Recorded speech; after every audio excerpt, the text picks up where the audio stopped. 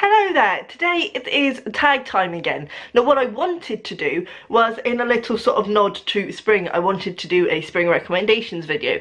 However, I noticed that in a sort of general sense my book taste is not really spring orientated. I have not got many cheery books, shall we say, and I couldn't think of any that I would actually recommend reading in the spring. So instead I went on the hunt for some spring tags, and the one that I could find that was most recent was called the Spring Cleaning Book Tag, and it is by Book Syrup. I will link her down below with her original video. I'm going to be honest, in the off going into this, I think this is aimed more at people who read series and YA books, which is definitely not me. However, it's got some interesting questions, and as I say, it was the sort of most recent springy tag that I could find, so that's what's going to happen today.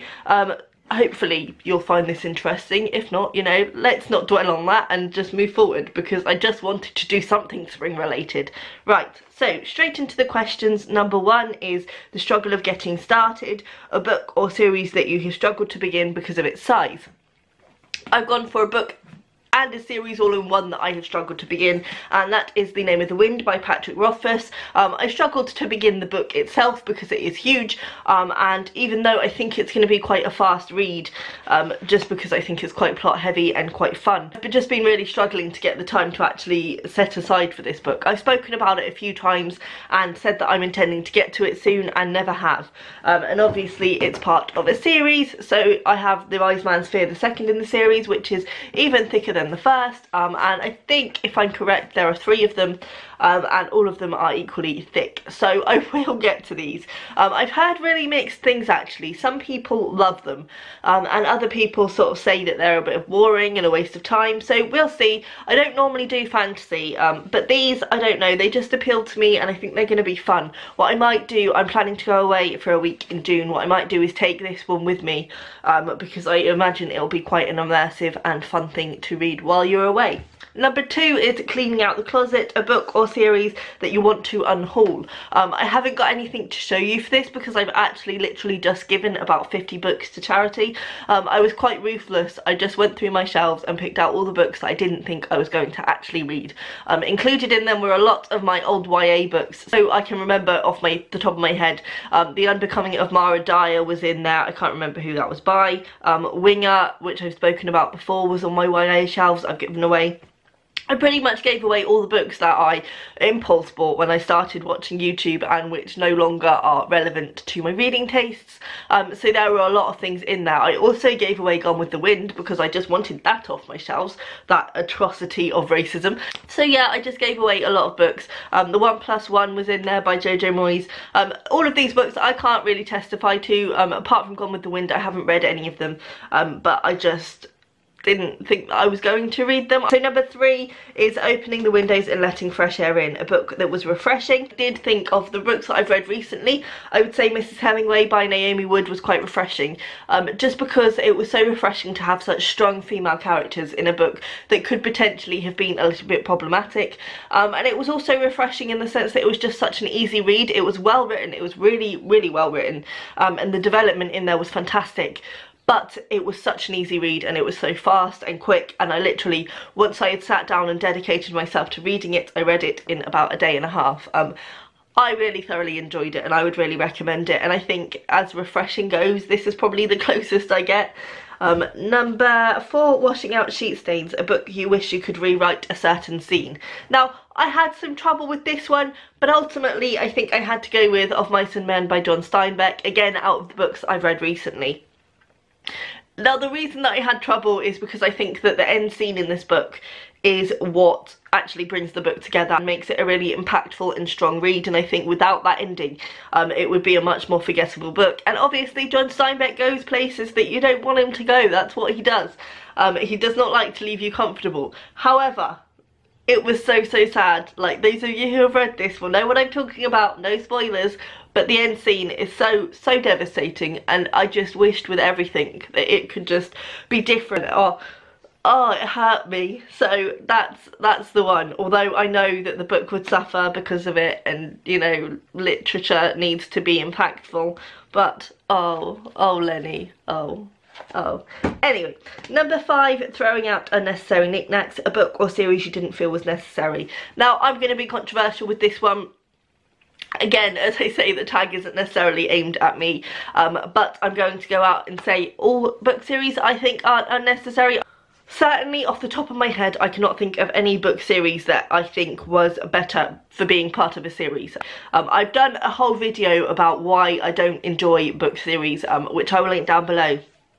But basically, I generally think if a book can't stand on its own, then it doesn't really need to be written. I think even in a series, a book should have the power to stand on its own, but then if it has the power to stand on its own, it doesn't need to be part of a series. I think, for me, as I say, books just don't gain anything from being part of a series. You either end up with a book that doesn't wrap anything up, or you end up with a book that could have been not part of a series. So it's one of those things. I just don't think that being part of a series works.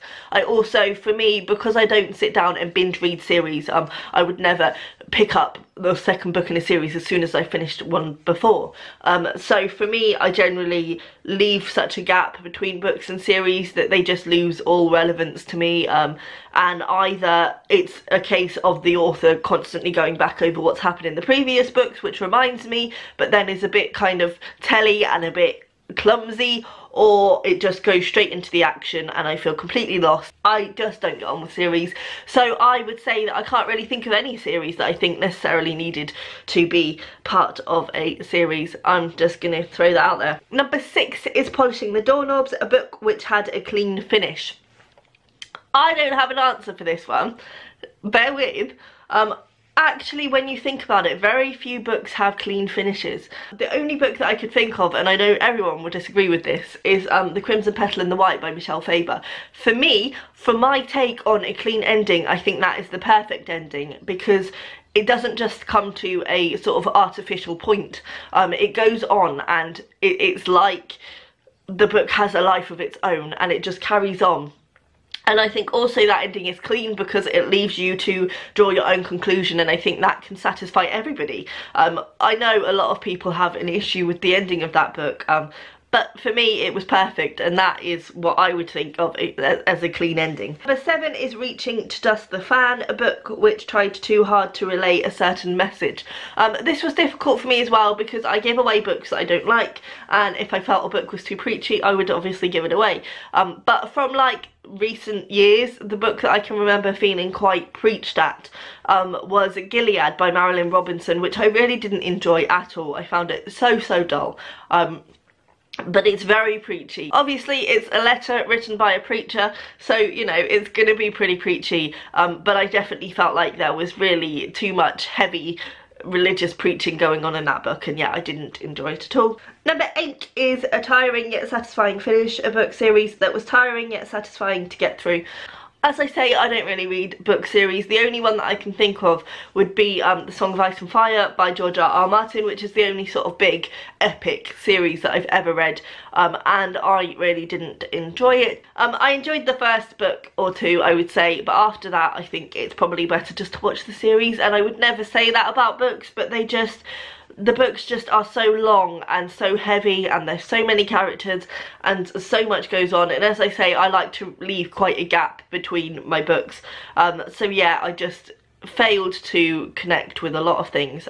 Certainly, like, you get, obviously the chapters are different characters. In some of the books in the series, the timeline splits, so you have half the characters in one and half the characters in another, and all my favourite characters were in one book. So you had like Tyrion, Jon Snow, Daenerys, all of them in one book, and the other book was just all the characters that no one cares about. I didn't care about anyway. So yeah, I didn't find it necessarily satisfying, and this is the thing with me in series, I don't find them satisfying, I find them tiresome. You know, sorry for being a grump. This is meant to be the spring tag, let's be happy. So, on to who I want to tag. I'm going to tag Eric Carl Anderson at Eric Carl Anderson, Velma at Velma Vlogs, and Matthew at MCS Books. And as always, if you want to do this tag, please let me know down below and I will check out your video, and I will see you next time. Bye!